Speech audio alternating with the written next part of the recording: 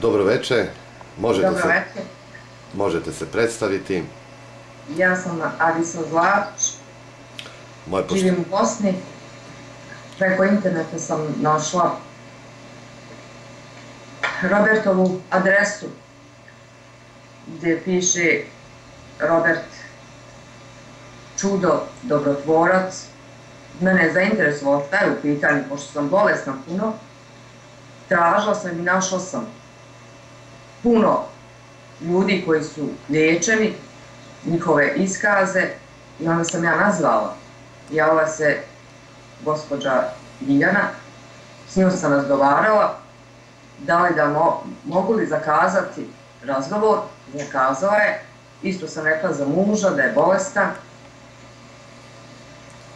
6 godina sam bolesna, od doktora do doktora, tableta, mislim ovako, da vam pokažem, to je jedna kutija, samo što je kod mog kreveta. Puno gubila sam na kilaži, nisam mogla grama dobiti, nespavanje, bolovi u kostima, glavobolje. Znači od prvog razgovora u tom momentu je se javio Robert, gospodin, pitao me samo za ime. Ja sam već posle tog razgovora, kad smo prekinuli, osjetila da nemam teret na glavi. Pa mi ništa nije bilo jasno. Nisam mogla da vjerujem kako je to, taj teret mi je nestao, ali nisam znala objasniti kako. Da bi ponovo stupao u kontakt, on je već uzeo da mi radi, znači već me uradio, ali ja ne znam kako.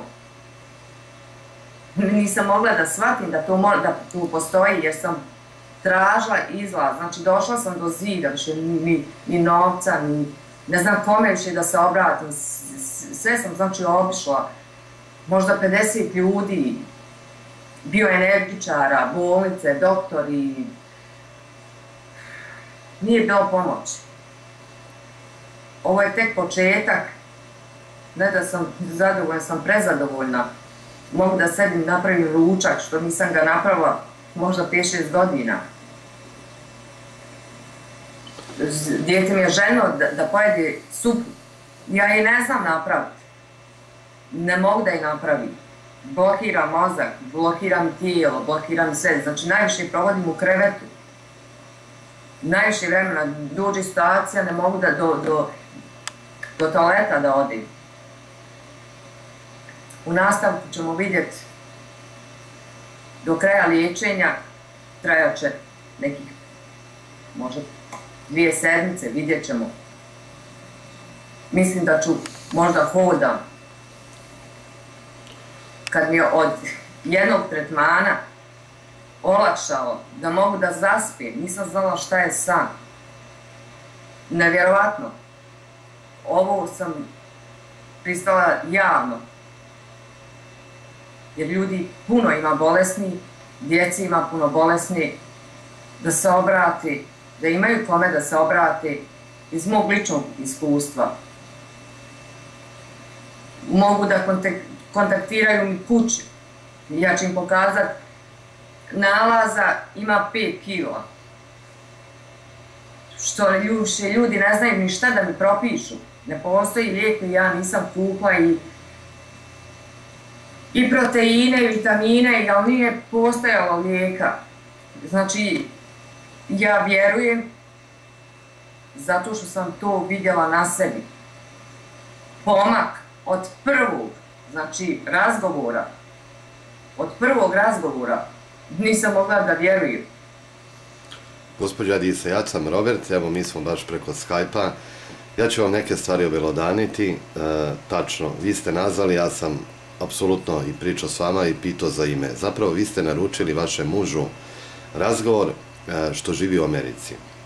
Na kraju, kad sam ja vidio u kakvom je on stanju, nekad je to teže stupiti s ljudima u kontakt po takim situacijama kao što je vaš muž i vi. onda se ja nekad isklonim i premestim taj razgovor, jer taj razgovor u tom trenutku ništa ne bi koristio i odradim prvu seansu da mogu uopšte popričati, da budem iskren sa ljudima u nekoj normalnoj pozitivnoj komunikaciji, da oni mene shvate. Zapravo i u takvom trenutku nema puno šta pričati, kao što sam ja večeras pričao sa vašim gospodinom, i normalno odradit ću još jednu seansu i poslati preparate. Kod vas je jedan isti primjer kao što kod vašeg supruga. To ste mogli sami primetiti. Čim ste ušli zapravo u tu zajednicu s vašim suprugom, problemi su krenuli maksimalno. U pitanju je zašto snimamo taj spot. Normalno da razgraničimo jednom šta je depresija, a šta je uticaj crne magije. Problem niste vi, direktan udarac tih zlih sila, što kažemo crna magija, nego problem je samo vaš muž, što je intenzivno rađeno vašem mužu, znači u pitanju je crna magija. Što je vaš muž i svestan toga, znači zna šta je upravljanje njegovim telom, tačno u koje vrijeme. Znači uvijek su ljudi još toliko prisutni da znaju pratiti te signale, simptome i da znaju da se nešto dešava. Apsolutno, kao što ste sve vi opisali, to je bilo i kod vašeg gospodina, ali kod njega intenzivno za 50% jače. Vi ste samo bili onaj sporedni epicentar što se tiče i već vidite kako ste nastradali i na kraju se to širi na vašu decu ili može se širiti do 9. kolena. Jer ne, ljudi ne razmišljaju kad rade takve stvari, što se mi normalni ljudi izgražavamo da u 21. veku zar se mora čovjek kazniti putem magije? Zar se može čovjek vezati putem magije? Zar može čovjek obogatiti i uspjeti putem magije? Apsolutno ne. To su zle sile, znači đavolske sile koje može samo čovjeka uništiti, a ne ljudi to iskoristiti i tuđom nesrećom se dičiti, što kažemo.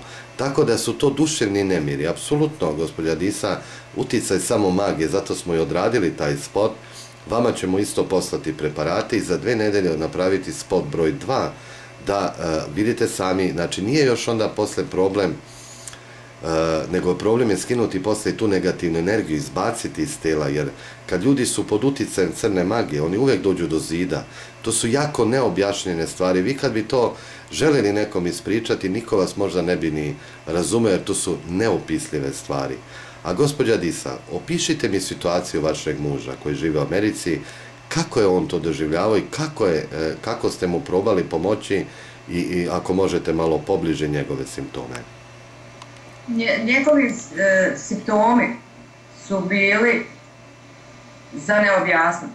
Znači, on otvara usta, napade. On dobije bukvalno napade koji ja jednostavno ne mogu da objasnim to, ne mogu da vjerujem šta se mu dešava. Sad, znači, normalno razgovara, odjednom njemu duži psovanje, nerviranje, on bi se ubio, on jednostavno nekontrolisan. Pa sam se pitala, je čovjek ovaj lud ili šta? Mislim, nisam mogla u prvom momentu da skontam šta mu se dešava.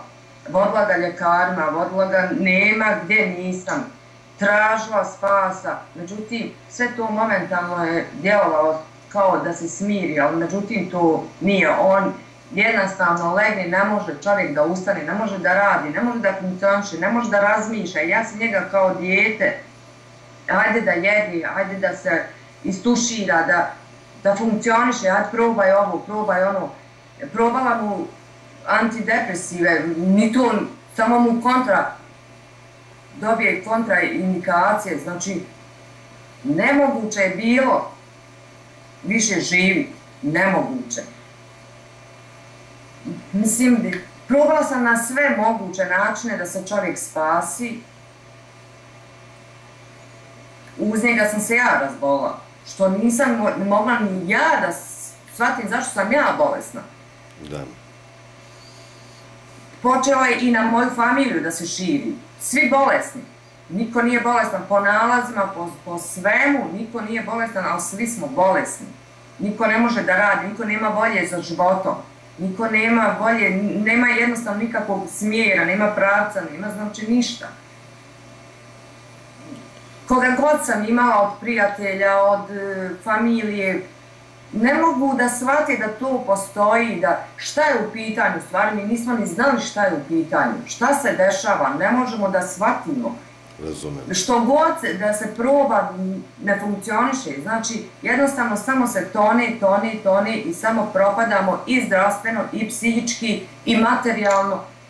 Mislim, nemoguće je bilo, izdržati nemoguće, da sam ja jednostavno po internetu počela da tražim spas, od Boga dragog je došlo da vas nađe, da to se zaustavi, da nam je od prve seanse, da smo progledali, da sam uzela da jedim, da sam uzela i čitavo pila i ispekla i ja ga gledam, Bože, hoću li ja to moći pojest? Mislim, nakon toliko vremena da ja skuham ručak, to je bilo nemoguće. Isto tako s Majom. Mi se vidimo na Skype-u i kontaktiramo. Ja ga tjeram, ajde molim te napravi sebi supu, ajde da je tako da ga natjeram isto malo dijete da bi on pojel zaloga jedan. Čovjek je propao kod da ima 65 godina. Najljepše godine, 50 godina, kod da ima 65. Razumem. Ne može da radi, on samo plači. Dođe vrijeme, on plači. On ne zna šta će od života. Ja ću se ubiti. I, mislim, stanje je bilo alarmantno.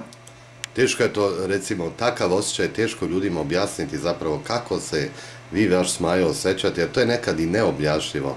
Ljudi jednostavno misli da smo ludi, da smo normalni. Potpuno vas razumem.